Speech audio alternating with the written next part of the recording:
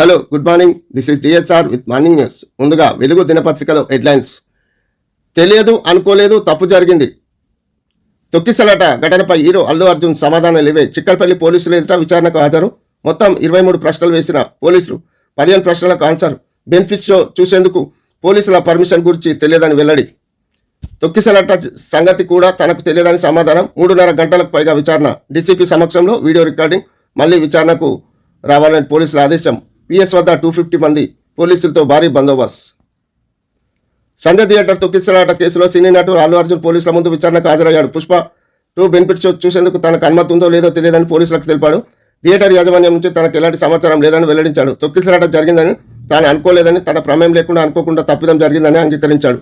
చిక్కడపల్లి పోలీసుల ముందు మంగళవారం అల్లు అర్జున్ కన్ఫెషన్ స్టేట్మెంట్ ఇచ్చాడు. ఈ నెల 4న సంజయ్ థియేటర్ వద్ద జరిగిన తొక్కిసలాటలో రేవతి అనే మహిళ మృతి చెందిన సంగతి తెలిసిందే. ఆమె కుమారుడు శ్రీతేజ్